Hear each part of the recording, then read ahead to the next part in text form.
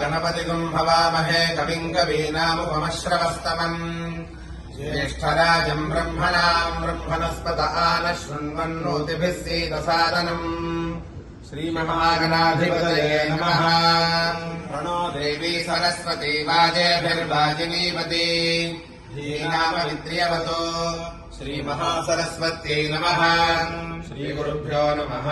हरिः ओम्। श्रीगुरुभ्यो नमः। కాంచీ కామకోటి పీఠాధీశ్వరుడు జగద్గురు శ్రీ శ్రీ శ్రీ చంద్రశేఖరేంద్ర సరస్వతి స్వామివారు సనాతన ధర్మాన్ని ఉద్ధరించినటువంటి మహనీయులు. వారు అనేక మంచి పనులు చేస్తూ వేద ధర్మాన్ని ఉద్ధరించినటువంటి గొప్ప వ్యక్తులు. వారి యొక్క జన్మ నక్షత్రం అనురాధ నక్షత్రం. ఆ సందర్భంగా పరమాచార్య స్వామి వారి ప్రీతి కొరకు వారి యొక్క అనుగ్రహాన్ని కోరుకుంటూ ప్రతి నెల మహావిద్యాపీఠంలో అనురాధ నక్షత్ర సందర్భంగా వేదపారాయణ గత కొన్నేళ్లుగా జరుగుతూ వస్తోంది. వేదపారాయణతో పాటుగా స్వామివారికి అత్యంత ప్రీతికరమైనటువంటి వర్ణక్రమాన్ని కూడా స్వామివారి సమక్షంలో వినిపిస్తూ వస్తున్నాం. ఈ రోజున శ్రవణ నక్షత్రానికి సంబంధించిన అధిష్టాన దేవతైన విష్ణువుకి సంబంధించిన వర్ణక్రమాన్ని చెప్పబోతున్నాం. విష్ణు అనే పదానికి సంబంధించిన వర్ణక్రమం ప్రారంభించబోతున్నాం. విష్ణువు మామూలుగా సర్వవ్యాపకుడు, అంతటా కూడా వ్యాపించి ఉంటాడు అని విష్ణు శబ్దానికి అర్థం అని మనకి శాస్త్రం తెలుపుతోంది. విష్ణుమూర్తి స్థితికారుడు. త్రిమూర్తులలో విష్ణుమూర్తి స్థితికారుడు కాబట్టి ఆ విష్ణుమూర్తి యొక్క అనుగ్రహంతో ప్రపంచంలో ఉన్నటువంటి సమస్త ప్రాణివర్గం అంతా కూడా క్షేమంగా సుఖంగా ఉండాలని కోరుకుంటూ అలానే పరమాచార్య స్వామి వారి యొక్క అనుగ్రహము మనందరికీ కూడా ఉండాలని ప్రార్థిస్తూ వర్ణక్రమాన్ని ప్రారంభిస్తున్నాము.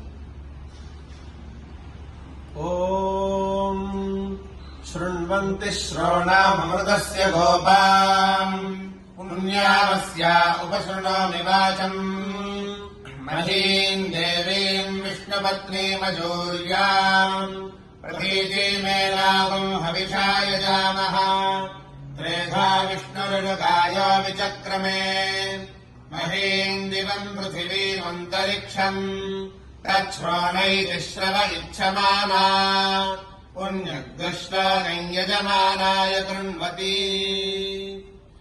ఓం శ్రోణానక్షత్రం విష్ణుర్దేవతా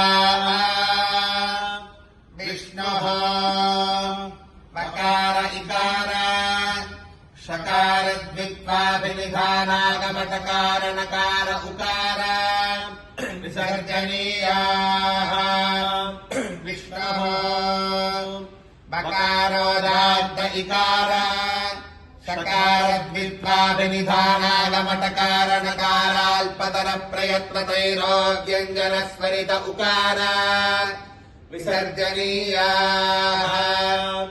విష్ణుః అర్ధమాత్రికవకార ఏకమాత్రికోదాత్త ఇకార అర్ధమాత్రిక విరామ అన్వనుమాత్రిక షకార ద్విత్వా అణుమాత్రికాభినిధానాగమటకార అర్ధమాత్రిక నకార ఏకమాత్రికాల్పతర ప్రయత్నతైరోవ్యంజన స్వరిత ఉకార అణుమాత్రిక విరామ అర్ధమాత్రిక విసర్జనీయ ద్విమాత్రిక విరామాః.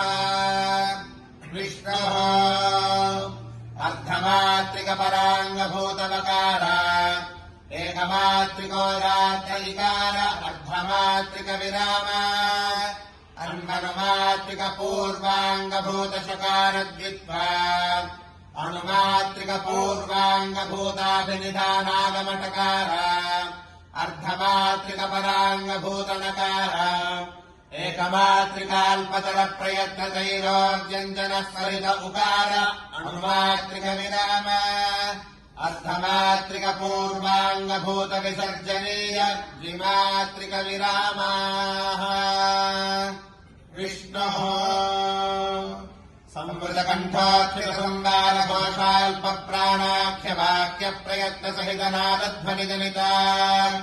उत्तरदन्ताग्रस्थानाधरोष्ठाभ्यन्तरान्तकरणेषु स्पृष्टप्रयत्नार्थमात्रिकपराङ्गभूता चन्द्रदेवताकवैश्यजातिकवकार संवृतकण्ठाक्षितसंवाराख्यवाक्यप्रयत्नसहितनादध्वनिजनिता तालुस्थानाख्यमसंहृतकल्पौष्ठसहितजिह्वामध्यकरणविवृतप्रयत्नैकमात्रिका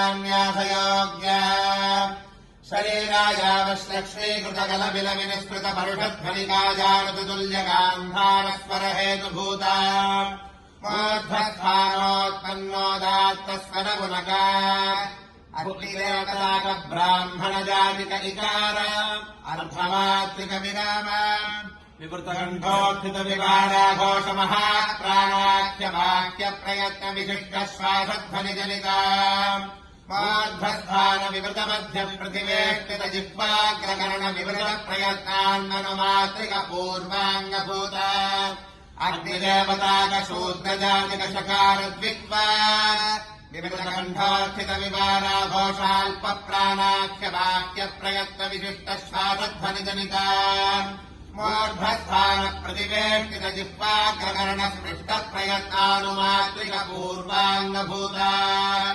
वायुदेवताकब्राह्मणजातिकाभिनिधानागमसकार संवृतकण्ठोत्थितसंवारघोषाल्पप्राणाख्यवाक्यप्रयत्नसहितनादध्वनिजनिता